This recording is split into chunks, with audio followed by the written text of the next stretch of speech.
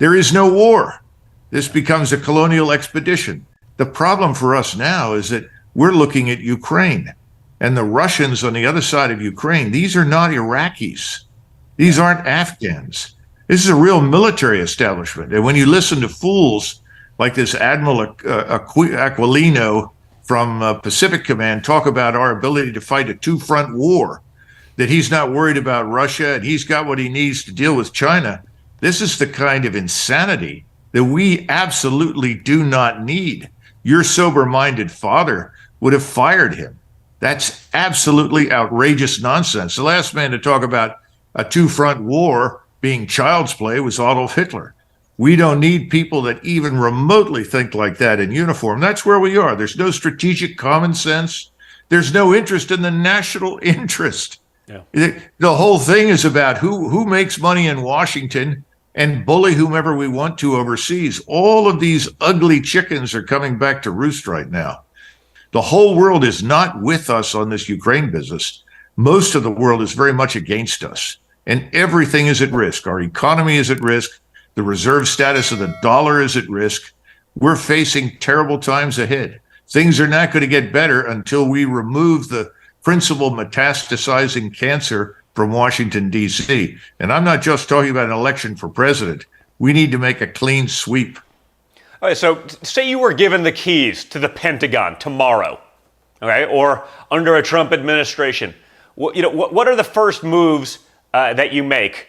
Because I think, again, you're right. It's not just Joe Biden or Milley. It's much deeper than that. It's much further entrenched. And I think you were also right that when you said it earlier, that it's probably been on the wrong track for quite some time. But it was Trump and or Trump derangement syndrome that actually brought out the insanity, right? We saw the disease much more clearly. It was sort of hidden. It was doing its damage. But Trump really brought it out where they stopped pretending that it wasn't real. They were saying the quiet parts out loud. But you're handed the keys to the Pentagon tomorrow. What do you do?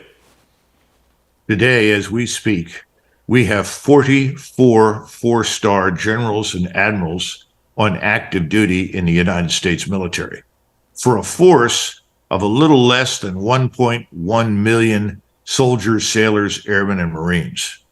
Now, at the height of the Second World War, 1943-44, when we had 12.2 million in uniform, we had only 7 four-stars.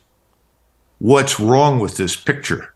Anyone who has spent more than a few weeks in business and understands how to organize businesses effectively to be profitable looks at the overhead and quickly discerns what he's dealing with. We have this enormous bloated overhead. Of course, the generals hated Donald Trump. He was prepared to do something about that. He asked hard questions. So the first thing you've got to do is get rid of them all. They all have to go. You need to reduce that number to about 10. But all the ones that you've got right now should be retired immediately. Go away. Then you have to appoint new service secretaries. You cannot appoint a golf buddy to be your service secretary. You can't pick somebody because they did well in some corporation. You've got to send people in there who know something about the military. And they can't just be corporate executives from the defense industry who know how to spend money on weapons platforms. You got to have people that are really qualified, that can make the hard choices. And you tell them, you got to get all these people have to go. I want all of their resignations. Then you need to convene boards to pick successors. And you've got to be prepared to go low. This whole thing of, we can't offload General Doofus. He's so experienced. But getting rid of him may be the best way to possibly improve the whole situation. I mean, this thing of he's got experience sounds great, but what you need is energy. You need integrity. You need intelligence. People that study their professions. They're out there. Most of them are captains, majors, and lieutenant colonels. And just as Marshall in 1939 began immediately removing general officers, in fact, the first year that he was chief of staff, he retired 54. By the time the Second World War ended, every single general officer in the Army had been replaced except one. Now we've got to get going, or we're not going to win anything anywhere in the future. Look at that withdrawal from Afghanistan. Those people are a disaster. McKenzie and CENTCOM, a Marine four-star responsible for that.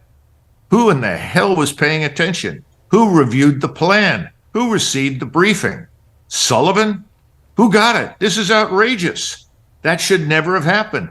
And they picked the wrong airport for the wrong reasons. And we have nice photographs of people hanging on to wings, hanging on to wheels, people that have no interest in coming to the United States for any of the right reasons. And we're flooded with people again. We know nothing about them. We haven't vetted them. This is part of the larger problem. So when you talk about open borders, uncontrolled immigration, or what I call weaponized immigration, it's weaponized because it's being used against the American people, because the government in Washington is literally waging war on the core population. You know, those are the people that say, I'm an American, not something else, and then an American, not a part-time American, not a conditional American, but an American. That's the enemy. And that's what they're going after here at home. And when you go overseas and you look at our behavior there, there's no strategy. No one has thought through anything. You know, your dad asked an important question when they tried to ambush him into a war with Iran. He essentially said, well, if we do what you're arguing, if we launch these strikes against the Iranians, what happens then? How do things look afterwards? Yeah. Nobody asked the question. Oh, let's go. We can sell a couple of missiles. We'll get a board seat at Raytheon. It's fine. I mean, who cares if we get sucked into another 20-year war and, you know, billions of dollars and thousands of Americans maimed, butchered for no real end? You know, some general's got a board seat. He's making, you know, high six figures to do nothing other than peddle more missiles. But, you know, you only keep that job if you keep that cycle going forever. And the president said, President Trump, I'm talking about now, said just a few weeks ago, said, look, we can handle Russia. We can handle China. We understand those issues. He does. He knows there's no reason to go to war with anybody. He said the real problem for us right now is the open border. And not just the open border in the south, because the northern border is equally open. We just don't pay nearly as much attention to it. And it's also a highway for drugs and criminality into the United States. There is no rule of law in our country. Where I grew up in North Philadelphia has from time to time been a combat zone. I tell you right now, it's a war zone. There is no rule of law there any longer. Criminality is rampant. And the American people, yes, they're beginning to figure it out, but we're about to go into a serious economic crisis. And once you start talking to people that can't get enough food, who can't afford to buy the food, because the prices are so high, you end up the way the Parisian population did in 1789. And we're headed in that direction right now. And it takes real leadership by the president, but he's going to need an army of people to fight with him. He's got to be prepared to come into this city, clean it out, and start over. He's got to have foot soldiers in every precinct, in every state. It's the only way to win. We didn't have that the last time. We've got to have that, or there's no chance whatsoever for us. So you've been pretty outspoken also about sort of the never-ending, you know, war in Ukraine, which I feel like, you know, again, first it was just a, you know, $130 billion proxy war. Now, not surprisingly to anyone who's been watching for the last, you know, 7 or 8 years, you know, we have boots on the ground there, and they're doing that without congressional approval and without the approval of the American people. Just another money pit, you know, creating the next class of sort of Ukrainian oligarch. But do we even know what, because they haven't been clear to me, what would victory be like in Ukraine? I mean, I know they tried sort of sidelining my father with that at the CNN town hall. He's like, I'm not thinking about victory one way or the other. I want people to stop dying. And that doesn't seem to be very clear to these people, where there's a binary victory. This means it's like they're playing Call of Duty, not actually dealing with real lives. You know, Trump said we should be doing everything to stop the bloodshed. Do you agree? What do you see happening there? And what is the end game if that's not correct? Well, for the globalists that are running the show, this is the globalist neocon elite, and both on the Hill as well as in the White House, and these elites in Europe, particularly in Paris, Berlin, London, They're all interested in seeing BlackRock take over Ukraine, number one, so that it can be systematically stripped of its resources and turned into a subjugated state that belongs to the larger globalist elites. But they also want to see that happen to Russia, which is why this war was never about Ukraine. It was always about what can be done to destroy Russia. And of course, since the people in charge didn't perform any strategic analysis, they never thought about purpose, method, or end state, they concluded that Russia today is still the Russia of 1992. It's weak. It's prostrate. Its economy is ineffective. Remember the McCain statement? Oh, Russia is Spain with a gas station. All of these arrogant displays of American hubris, treating Russia as though it was a third-class nation with a fourth-class military. Well, we're getting an education right now. We paid no attention to the Russians who had legitimate concerns about what we were doing in eastern Ukraine. We were building an army to attack them. We put a hostile government into that country in 2014. And we kept telling them that it made no difference to us what they thought or what they cared about. They said, we don't want NATO on our border. No one paid attention. President Trump tried to listen, but he was surrounded by people who subverted him, people who were not loyal to the president, who took an oath of obedience to the orders of the president and then ignored them. So what's the outcome? You've got a very serious war that could become regional, even global. And no one in the White House seems to really grasp that. But we're losing. The globalists are losing. And when the ground dries, and in June, you're going to see a massive Russian offensive, and most of what we call this thing called Ukraine is going to be swept away, especially that government in Kiev.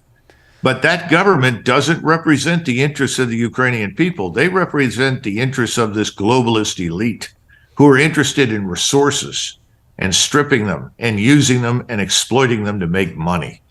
Yeah, and there are also people that don't seem to have any of America's interests at heart, even if America's the guy funding all of this to the tune of 130. And, that'll double and triple, and the Pentagon lost 220, they misplaced $220 billion in their budget. If you lost $6 in your, IRS statement, they'd be auditing you, but they can lose 220. So I imagine most of that went to Ukraine, but it feels like, the biggest threat to America is actually what's happened to the petrodollar. When you have Putin now talking with the Saudis and Putin now talking with Xi, and you get rid of the petrodollar, and all of a sudden all that borrowing that we do, where we're living way above our means, that's no longer possible, plausible, or worse.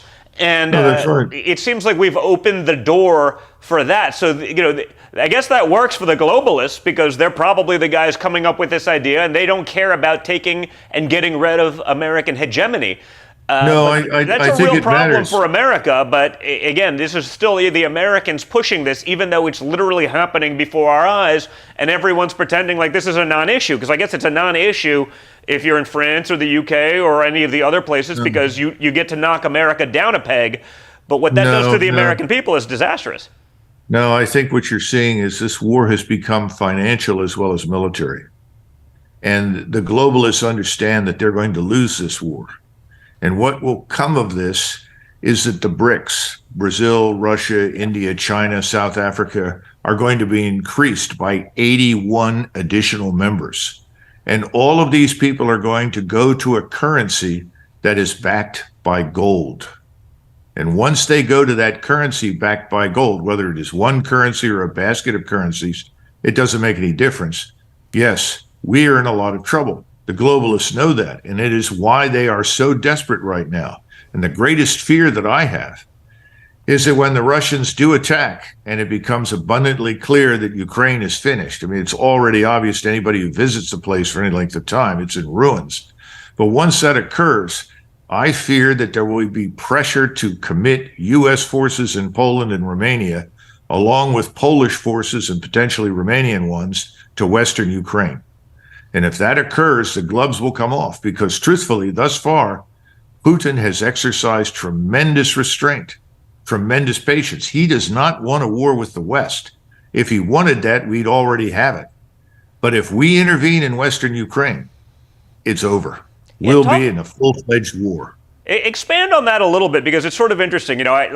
You say, like, hey, this started, maybe Putin was going to do it anyway, but the reality, this started, in my opinion, because, NATO was talking about taking let's call it a 500-mile long buffer zone that has been historically a buffer zone since basically World War II, which was the Ukraine, and moving NATO's borders towards Russia.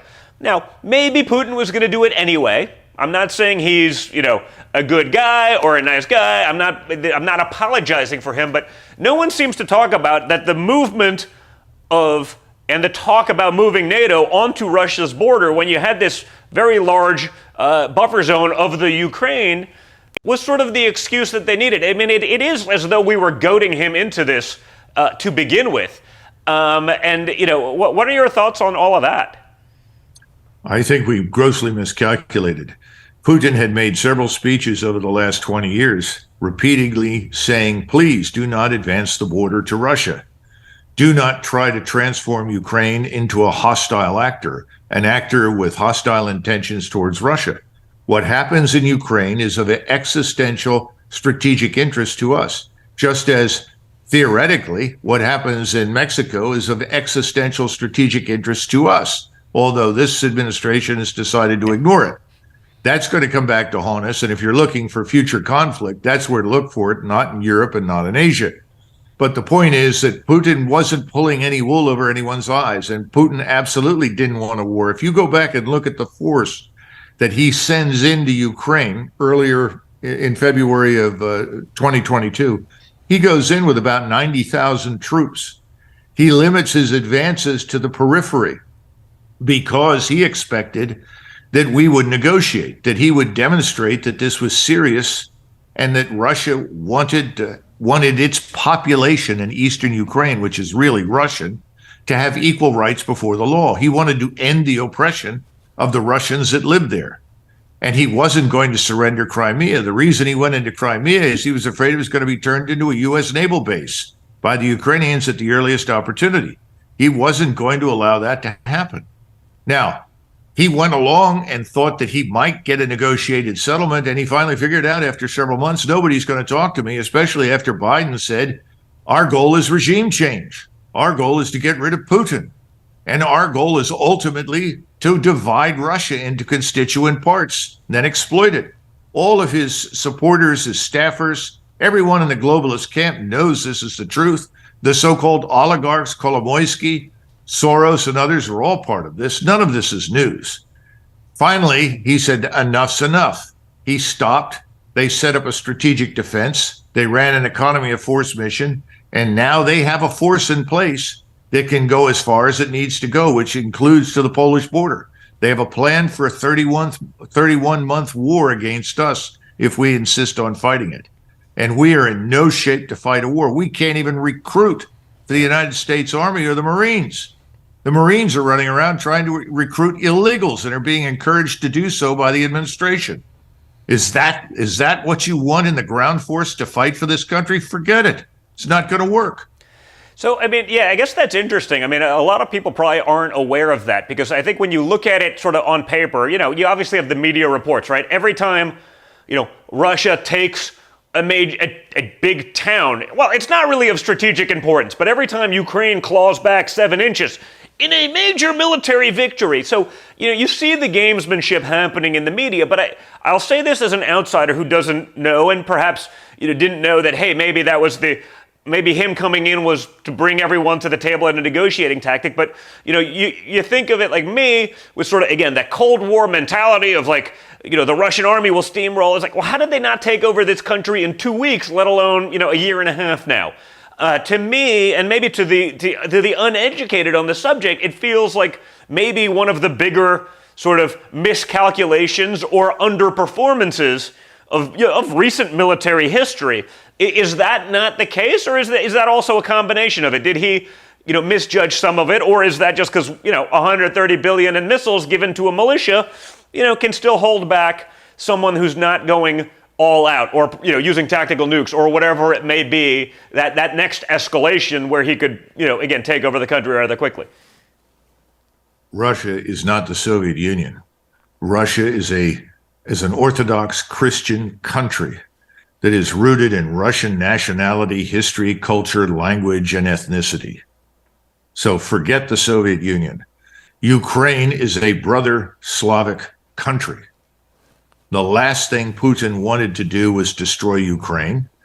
Putin would have been perfectly happy to have Crimea recognized, to gain those equal rights for Russians inside eastern Ukraine, and to declare the place neutral, because the neutral Ukraine would have provided exactly what you're discussing, not only a buffer for NATO and the West, a buffer for him, for Russia. He wasn't interested in any of the things that he's been accused of. That's what Professor Mearsheimer has said. Anyone who understands Russia, knows what's happened over there since 1992, gets it. All of that's over now. Your dad, President Trump, could have intervened in February or March and put an end to this quickly. And I'm confident that he would have. We would have convened talks without preconditions. We'd have come to some sort of new territorial arrangement. And I think we would have had a neutral Ukraine, which was in everyone's interest, and no war. But now those days are past. This government in Moscow, it's not just President Putin, his entire population is enraged. They don't trust anyone in the West, especially since Chancellor Merkel and now President Macron have both admitted that the so-called Minsk Accords, which were supposed to address these issues, were a facade. They were a fraud. They were designed to, quote unquote, buy time to build up Ukraine. And they built it up. That was not a militia that was defending eastern Ukraine. They were actually very good soldiers. Most are now dead. They've had 300 to 350,000 dead Ukrainian soldiers, another 300 or 400,000 wounded. They're now forcibly dragging old men and boys into uniform to fight. They're desperate, which is why they'll take anything they can get. The Russians are not desperate. They don't have a recruiting problem. They've had 100,000 volunteers in addition to the 300,000 reservists or more that they've mobilized. Russia's population is squarely behind Putin. What have we got here in this country? We have a divided society, divided along every conceivable issue, from economics, class, race, you name it. And this society doesn't even support the military establishment that desperately needs talent and Americans inside uniform. And this is what this administration thinks it can commit to a war? I mean, this is sheer lunacy. We need to get out of this before we're dragged into something. And the notion that we could take on the Chinese, a nation of 1.4 billion people, what do you plan to do with your military power against that? What makes you think anything we would do would influence them? And as President Trump pointed out, that's an economic competition, one that he could handle. Unfortunately, we're not even in the competition anymore. We've surrendered. Well, the Navy has a drag queen influencer that's going to help the recruitment problem right now, Colonel. So I'm sure things will be just fine. What could go wrong? Right. That's true. Well, maybe Xi will laugh himself to death because I have a feeling that's probably not going to have the intended effect, or maybe it will have the intended effect, and that's just where the military is right now. But maybe talk about your military background and how did it shape your views on foreign policy? Because I know as we talk about the wars, I think your views on war and perhaps America's involvement in war have also changed, right? But from some of the early sort of, Middle Eastern stuff, where you were at the beginning of that to where you are now has probably grossly changed. So, how did that evolve? Well, remember, I and most of the people of my generation, our formative experience was service in NATO, in Europe. And when NATO went away, most of us stood around in 1992, 93, 94 and said, well, NATO has to go in one of two directions. Either it becomes Europeanized, in other words, the Europeans take responsibility for themselves, we can still be a partner, or we just leave because there's no mission for us in Europe anymore. By the way, I had plenty of experience with Russian organizations and units after the fall of the wall, and I can tell you they were absolutely not our enemies. In fact, they did great work for us, particularly before we went into Afghanistan. But if I go back to the 1970s and I look at the ruins in which the military was found at that point, and then look through the 1980s where we rebuilt and we improved our position dramatically, It took very little time after 1991 for that military to be dismantled and ultimately to be ruined. And we got more and more and more generals and more headquarters and fewer soldiers. We lost 163,000 experienced combat soldiers in 1991 and 1992. And we kept every general officer we had on active duty and added some. This is the problem. This rot has been underway for a long time. And we've lost the discipline, the cohesion, the esprit de corps. I would say Special Operations Forces was an area where there was a holdout. And of course, the administration hates special operations because they claim it's another hotbed of white supremacy. So they're now talking about trying to do away with as much of it as they can. Everything is white supremacy or climate change, just so we're clear. I mean, at least in the minds of the left, any problem can either stem from white supremacy or climate change or both. So, yes. So my argument is in 1991, we were a very healthy organization, but we were also disappointed, many of us, because we thought that we had gone over there to fight a war and win it. We discovered after a very short period of time, hostilities were ended. And then the big lie was perpetrated that, well, we really didn't set out to remove Saddam Hussein. That's not really why we went. We just wanted them out of Kuwait, which is not true because we then began trying at every opportunity to kill Saddam Hussein wherever he went. We bombed the place into the Stone Age. So the bottom line is we stood around and said, well, wait a minute, we could go to Baghdad with 5,000 men and pick up Saddam Hussein and that bunch and put another group of Iraqi generals in charge and let the UN handle it. The last thing we needed to do was occupy anything. And of course, when we went back in 2003, originally, that was the plan. We were not going to occupy. But again, the same people that pushed nation building in Somalia, nation building in the Balkans, suddenly we were going to build a nation in Iraq. And the insanity took off from there. If we had picked up Saddam Hussein and simply said, thanks very much, we're out of here, you and I and a lot of other people wouldn't even talk about the place today. But we stayed and tried to govern it with our military. What a catastrophe. The last thing you want to do is occupy anything. Now we're trying to fight a proxy war for all the wrong reasons, and we're killing the Ukrainian nation. They're down to perhaps 14 to 18 million now from an original population back in January of 2022 of about 34 million.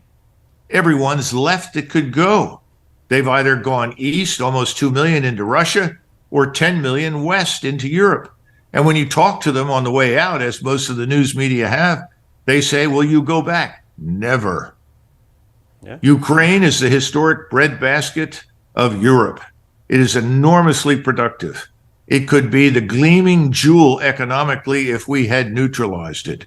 It could be as wealthy and prosperous today as Austria is. And that was the model. That's what we should have done. Instead, we got this terrible war. And today, Russia is not weak. Russia's military is now larger and stronger than anything that we've seen since the 1980s. Its economy is booming. And as I said earlier, 81 nations are headed to St. Petersburg in June for a major conference, the purpose of which is to bring them into this larger plan to back currency with gold. And the gold in China, the gold in Russia, the gold in India is just the tip of the proverbial iceberg. It's just the beginning. The question is, what do we do? And these people in Washington have no answers. Yeah. And that's why prices rise, services fall apart, the armed forces are in ruins, our borders are open, and there is no rule of law. We are being destroyed by this regime in Washington. Are there moments in your service that stand out to you? What inspired you to join the Army in the first place? And did you see, in a sort of longer and storied career? I mean, you led the last tank battle. We got to get to that one too. But the last sort of great tank battle, because I think from a military history standpoint, that's sort of fascinating when you talk about the evolution of warfare and how that doesn't exist. But what did you see in those changes? What moments sort of stood out to you? Any sort of interesting stories where you're saying, wait a second, how this isn't what I got in for. This isn't what our military was like when I signed up initially. Well, in 1958, when I was 5 years old, my mother took me to West Point. and that was it. I decided that's where I wanted to go, and that's what I wanted to be.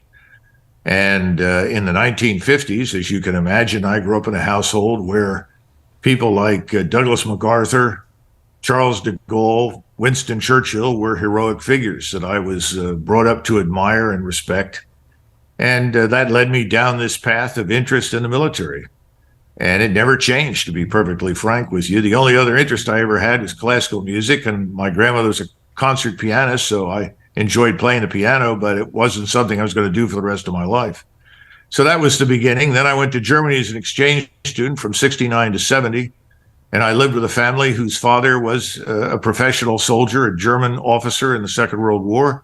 And at the end of the war had been accepted to the general staff system. He was fluent in Russian, Greek, Latin, and Hebrew. He was a classical scholar, and he spent a lot of time with me and taught me a great deal about the military and warfare. My maternal grandfather had served in the First and Second World Wars. He was an Army officer in World War I, became an officer in the Navy in the Second War. My father hated the military, but my parents were divorced. But he served in the Second War. He commanded what you would call a Higgins boat. And he ended up, his last mission was in Okinawa, where he landed troops in Okinawa in 1945. So everybody had served in the military. I knew what it was about. I knew the good sides and the bad sides, and I chose it as a profession. And I didn't get in the first shot. I lost out to somebody recruited for football at West Point in Philadelphia. So I ended up going to the Virginia Military Institute for a year, which was a very good thing for me. And it did a lot for me, changed my attitude towards a lot of things. And it didn't turn me into a Confederate, but I certainly gained an appreciation for the South. And then I went on to West Point, and I would think after that I was very fortunate. I served under a number of excellent officers and had great success with soldiers. I discovered pretty quickly that 90% of the soldiers are top-rate people, top-flight people. Our biggest problem are bad officers. We have too many officers, and a lot of them are mediocre. And one of the things that I learned from the German that I lived with for a year was one good officer is much better than 4 or 5 mediocrities. The soldiers deserve the best. And if you want them to perform to the best of their ability, you give them the best possible officer. And I've stuck by that for the rest of my life. And the other thing was that he and everybody else that I grew up with was very much convinced that you had to lead from the front. And so I went into a tank and I led the 1,100-man formation from a tank. We had 42 tanks, 42 Bradleys, 8 guns. We were part of the 2nd Armored Cavalry Regimental Battle Group of about 7,000 or 8,000, and we were the lead element in the 7th Corps. And to be frank with you, there was no plan for us to collide with and fight the enemy. In fact, they were trying very hard to position us in such a way that we did not make contact directly. They were going to try and destroy as much of the enemy with indirect fires as they could. The problem was we ended up in a sandstorm and we drove headlong into the enemy, but the soldiers were brilliantly trained, great captains, great non-commissioned officers. We went into the attack and within about 30 minutes destroyed most of what was the rear guard for the Republican Guard Corps, about 25 to 2,800 men, 30 or 40 tanks, 100 other armored fighting vehicles and artillery. And then we were told to stop. And we stopped at this thing called the 73 Easting. This is a north-south line in the desert because, of course, in the desert, you can't point to some